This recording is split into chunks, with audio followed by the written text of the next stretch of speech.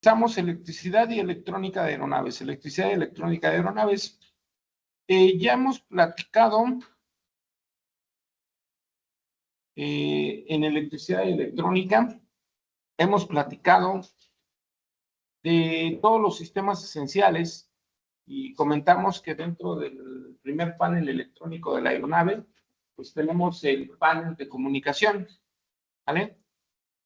Conocimos el sistema de comunicación, los canales de comunicación, los lenguajes de comunicación, los espectros electromagnéticos, las ondas electromagnéticas, algunos sistemas que ya tenemos en las aeronaves, transponder, ADS-B, CERCOL, y también hablamos de la telecomunicación aeronáutica, el anexo 10, y lo que se busca a futuro, ¿no? Comentamos de la red AFTN, de la CDM, de la TPM, de la gestión de influencia, los documentos de la OASI, documento 4444, que nos habla de la navegación futura y la gestión del tráfico aéreo a nivel mundial debido a la telecomunicación aeronáutica y el enlace de datos entre aeronaves y centros de control que tenemos en el mundo.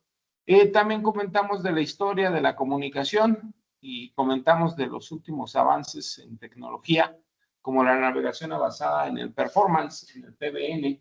Más adelante vamos a hablar un poquitito más. Llegamos a las señales electrónicas, comentamos que tenemos señales digitales y análogas y vimos las clasificaciones de estos tipos de señales. Comentamos también particularmente los tipos de señales que tenemos en el avión, tipos de sistemas satelitales, los sistemas que trabajan con microondas, el espectro electromagnético y también nos aventuramos en hablar de la comunicación operacional, de cómo se realiza una operación y los aspectos de comunicación y telecomunicación que llevamos a cabo por medio de la electrónica y la electricidad, ¿vale? Entonces vamos a llegar a lo que es el espectro electromagnético, donde pues vamos a hablar inevitablemente de las radioayudas que se utilizan para poder navegar. Hablamos de los espectros, las ondas, de la OASI, el espectro electromagnético aeronáutico de 117 a 137 MHz. Hablamos de la radionavegación, de los sistemas de radionavegación. Hablamos de las aerovías, del espacio aéreo superior, del espacio aéreo inferior. Comentamos de los radiogonómetros, de los bores, de los instrumentos como el CDI, el OBS, para poder navegar, el EICAS, el ACARS. También hablamos de los responsables de la infraestructura de la telecomunicación aeronáutica en México, CENEAM, y de los sistemas esenciales como el ADS-B, el GNSS y las radioayudas elementales, el BOR, el DME, el NDB, el sistema de aterrizaje por instrumentos, el VHF. Estos son tipos de radioayuda, los vimos de forma específica, nos aventuramos a conocer todas estas radioayudas. Recordemos, las radioayudas son lo que tenemos en tierra para poder navegar. Aparte hay que conocer el avión y hay que ver qué trae el avión a bordo para saber cómo trabaja y enlaza estas radioayudas en tierra. Entonces ya vamos a empezar a conocer el sistema del avión. Particularmente nuestro conejillo de indias va a ser el 737. Vamos a hablar de la electricidad y la electrónica de las aeronaves, pues ya entramos a lo que es el sistema aviónico, que es la aviónica, todo lo eléctrico y electrónico de la aeronave. Comentamos que todos los sistemas son eléctrico-electrónicos y en esta parte nos quedamos, ¿no? Quedamos que al final de cuentas los fabricantes cuando construyan aeronaves deben de crear sistemas que tengan sistemas de indicación, sistemas de control y su principal función del propio sistema. Hablamos que los aviones es necesario que traigan baterías y comentamos que la batería en el avión se utiliza como el último recurso, ¿vale? En el 737 normalmente la batería nos entrega 30 minutos de autonomía para poder navegar. Es el último recurso, es prácticamente cuando nosotros ya estamos usando la última energía para poder llegar a un aeropuerto así en caso de emergencia, ¿no? Ya se nos apagó todo. Pues ya nada más estamos navegando a la estima. El avión ya va planeando y aterriza de emergencia en ese aeropuerto. Tenemos diferentes tipos de baterías. ¿Por qué? Porque pues, los aviones necesitan diferentes tipos de cargas. Entonces, aquí está la foto de la batería del 787. El 787 particularmente es el avión que consume más energía eléctrica, más potencia eléctrica. Entonces, particularmente utiliza baterías ion litio con un voltaje de 32. A diferencia de los otros aviones, que son también de largo alcance y de mediano alcance, utilizan baterías níquel-cadmio y manejan un voltaje nominal de 24 volts. ¿Vale? Entonces, también vamos a tener, además de la batería, que es el último recurso, tenemos la unidad de potencia auxiliar. La unidad de potencia auxiliar se utiliza en vuelo en dado caso de que se nos apaguen los motores. Yo voy volando y recordemos que lo más crítico en una aeronave es que se te apaguen los motores. ¿Vale? Los últimos accidentes aéreos, las últimas catástrofes aéreas que han pasado, es porque los aviones se quedan sin combustible. Si el motor se apaga, lógicamente se queda sin combustible, ¿sale? Entonces dejan de funcionar los generadores. Recordemos, los generadores los tenemos dentro de los propios motores, ¿sí? Ahora, tengo aviones que pueden tener hasta 5 o 6 generadores por motor, pero si el motor se apaga y ya no tiene combustible, aunque tenga 5 o 20 generadores, no vas a generar energía eléctrica. Ahora, si se te apagan los motores porque no tienes combustible y tu segundo recurso entra la unidad de potencia auxiliar, la unidad de potencia auxiliar también es un motor que también utiliza combustible. Entonces, ¿qué va a pasar? Pues también se va a apagar. Si no tienes combustible, también no vas a tener la unidad de potencia auxiliar. El siguiente recurso, si es que tu aeronave llegara a tener, va a ser el RAT, la turbina de aire de impacto, Ram Air Turbine. ¿Vale? Si es un avión de largo alcance, trae RAT, pero si no, pues ya te quedas con esa oportunidad y saltas al último recurso, que es la batería. ¿Vale? El RAT es un reguilete que baja y con el impacto del aire empieza a girar y nos produce fuerza electromotriz al estar girando, como el generador. Y nada más nos va a dar energía para que el piloto se le enciendan sus instrumentos y el capitán logre aterrizar de emergencia y tan, ¿vale? Si se nos apaga el RAT, pues ya el último recurso es la batería, ¿vale? De esa manera trabajamos. Si estamos en tierra, el fabricante nos recomienda que usemos la unidad de potencia auxiliar, pero comentamos que la unidad de potencia auxiliar no nos conviene usarla en tierra porque nos gastamos un ciclo y eso nos genera costos, ¿no? Entonces, recordemos, el mantenimiento de los aviones se da en función de los ciclos, ¿vale? Entonces, ¿qué va a pasar? Voy a tener ciclos y lógicamente tengo que gastar el mantenimiento de las aeronaves. Entonces, ¿qué uso en tierra? La planta externa. Entonces, vean, ya tengo diferentes tipos de fuente. Si hablamos particularmente de los generadores utilizan corriente trifásica. Es una pregunta de examen. La corriente trifásica es simplemente un arreglo desfasado de 3 fases, valga la redundancia, en el generador para generar corriente. Entonces, todos los generadores de motor de avión son de corriente trifásica. La clásica pregunta de examen, ¿no? El arreglo de los generadores es un arreglo trifásico de 3 fases en los motores, en los generadores de avión. Esa es una característica, ¿vale? Entonces yo voy a tener generadores de corriente trifásica y los generadores me entregan corriente alterna, ¿vale? Las baterías me entregan corriente directa. Entonces, un generador va a estar conectado por medio de la caja de engranes, ¿sí? Hemos visto motores y en motores sabemos que la AGB es una caja de engranes y uno de los engranes es el generador, ¿vale? Pero en el avión, vean, en el avión, el IDG es completamente diferente al generador. El IDG cuenta con un Constant Speed Drive, Charlie Sierra Delta.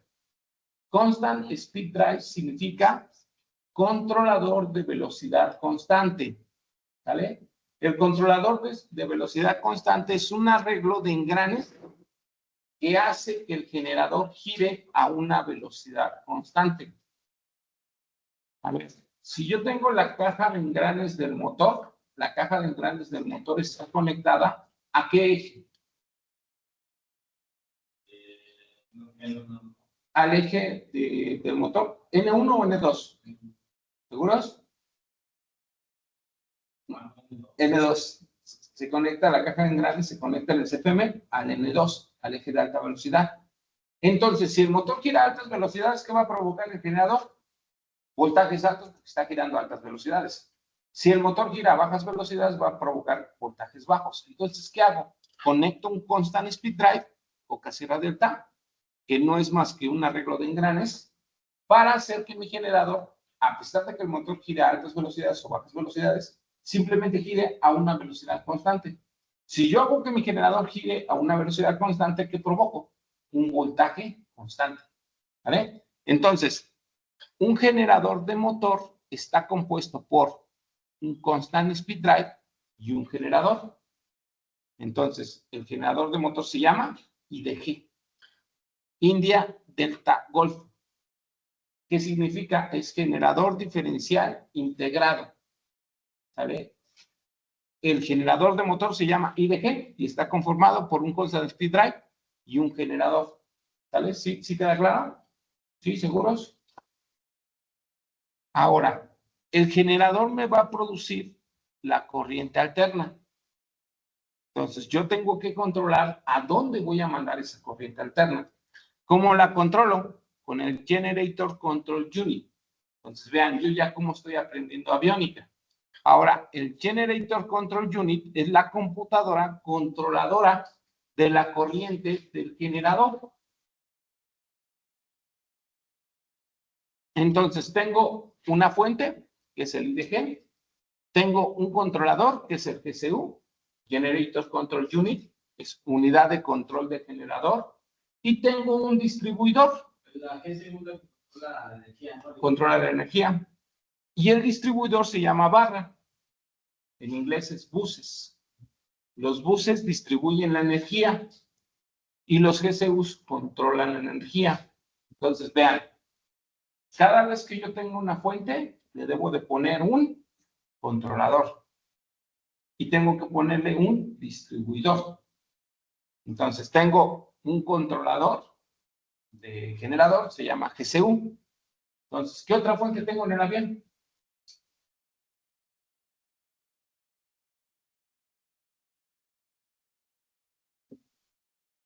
Bueno, los avioncitos chiquititos, los chiquitos, magnetos, pero pues eso ya pasaron de moda. Los SNITAS. Ya lo comentamos, tengo generadores, IDGs. Tengo APU, tengo planta externa. ¿Qué más? RAD. ¿Qué otro tendría? Baterías. Esas son mis fuentes. Entonces, a cada fuente que yo tenga le tengo que poner un controlador y un distribuidor. ¿Qué seguro era el distribuidor? El GCU es el controlador.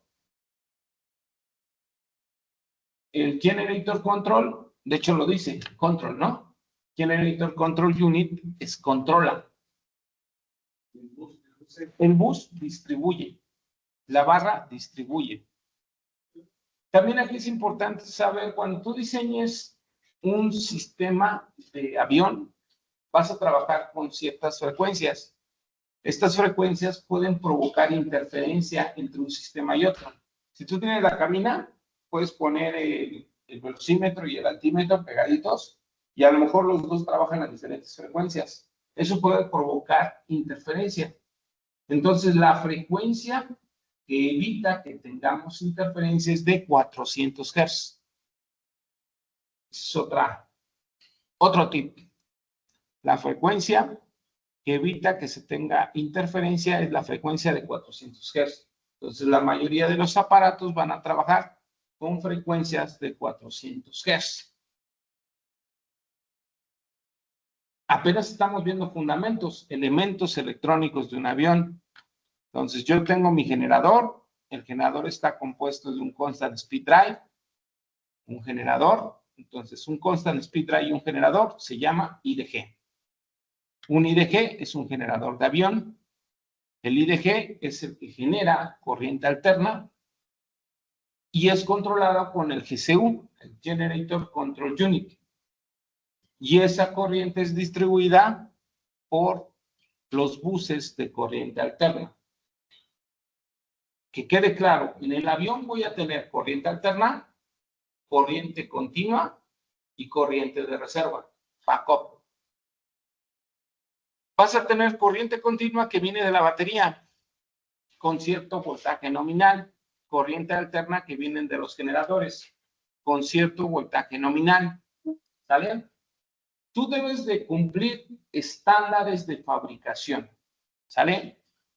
En el mundo y en México, pues casi no hay ingenieros aeronáuticos. Entonces, utilizan los mecánicos en algún momento que tengan cierta experiencia, que conozcan los aviones, para diseñar aeronaves, ¿vale? Si tú vas a diseñar una aeronave, debes de utilizar los estándares de fabricación. En este caso tengo el Military Standard 704 ECO y el estándar ISO 1540. Son estándares de fabricación, en este caso, de cargas eléctricas en un avión. Aquí recordemos, este Military Standard no es de México, es de los países que tienen militares avanzados, Estados Unidos y la Unión Europea, ¿vale? Los norteamericanos pues tienen contratos millonarios con las empresas grandes como Boeing y desarrollan prototipos que solamente ellos los conocen, ¿no? Prototipos que hasta cierto punto Jaime Maussan les llama ovnis, ¿no? Son objetos voladores no identificados, no tienen nombre, son prototipos que fabrican para la milicia. Y no importa darles nombre, darles a saber, ¿no? Entonces son estándares de fabricación. Para poder crear una aeronave, pues tienes que cumplir esos estándares con ciertos voltajes nominales, ciertos diseños matemáticos.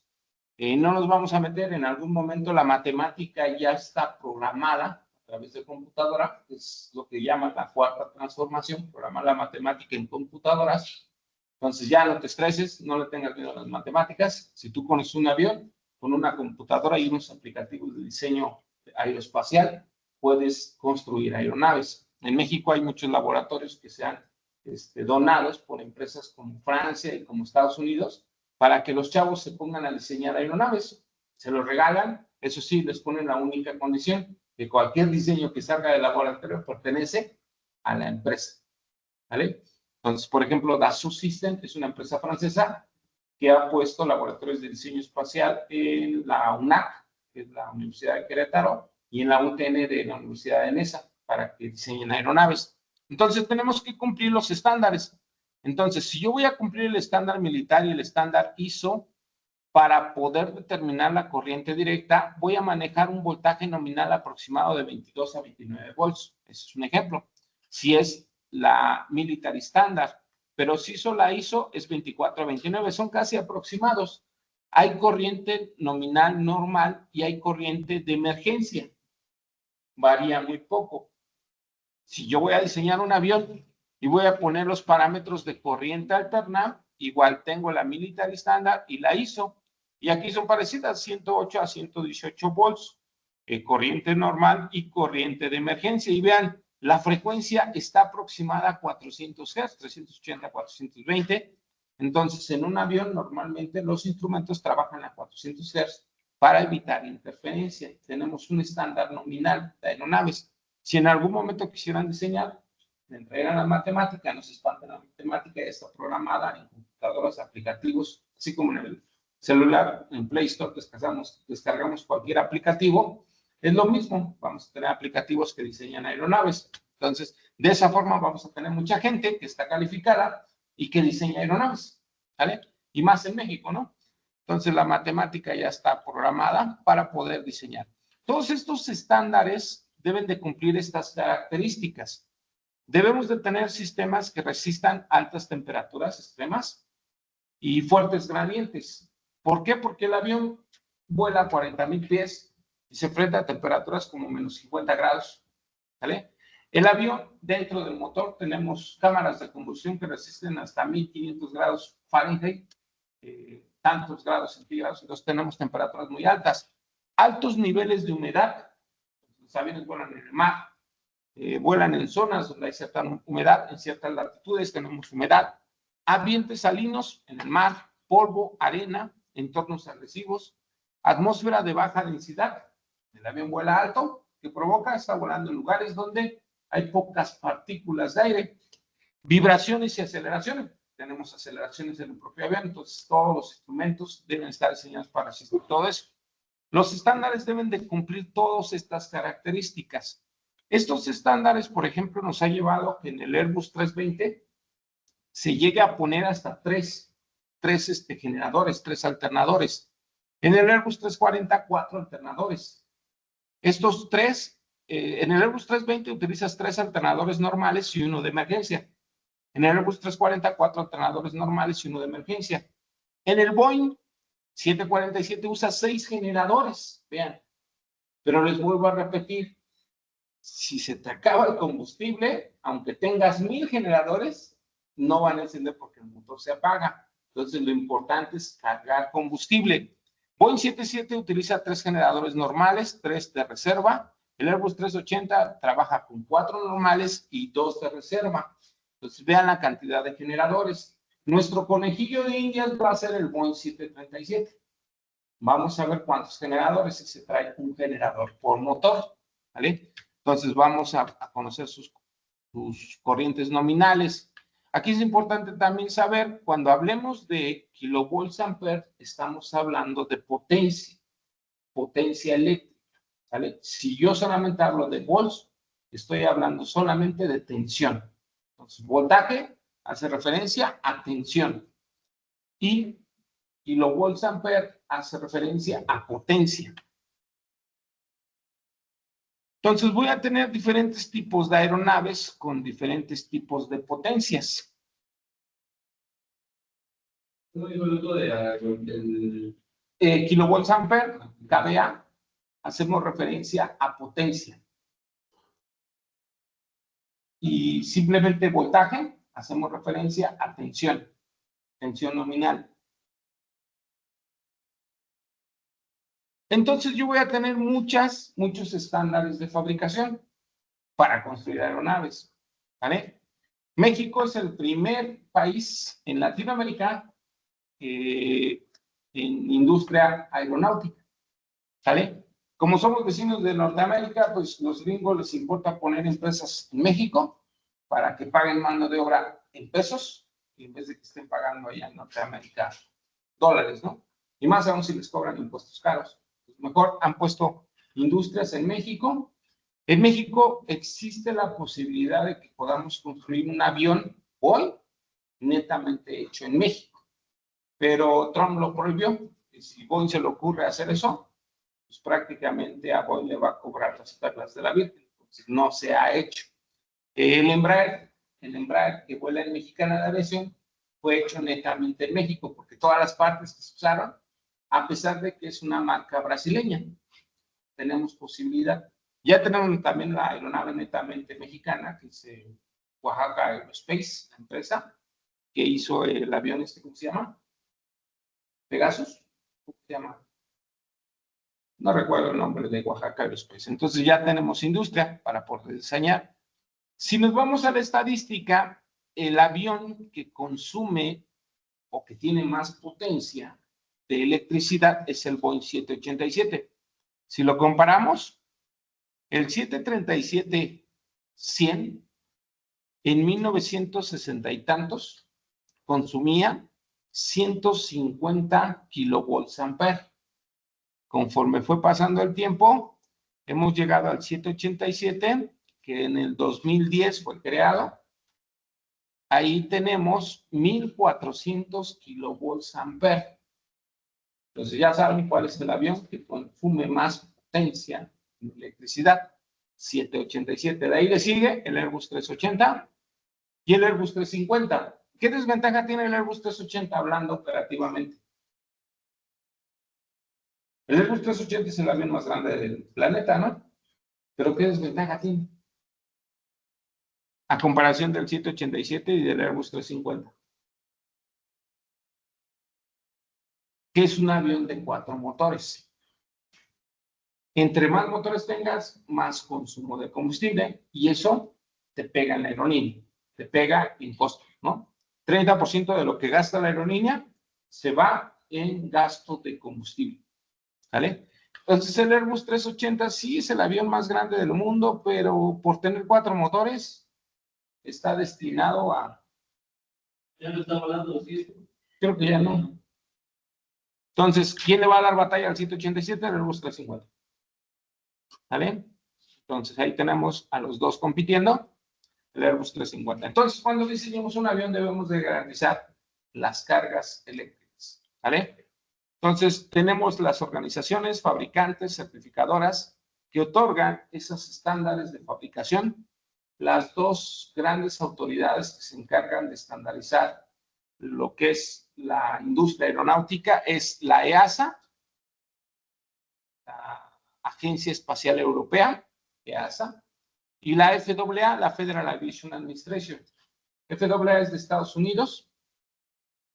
La FAA determina los FARES, los Federal Aviation Regulation, y la EASA determina los CARES, los Joint Aviation Regulation.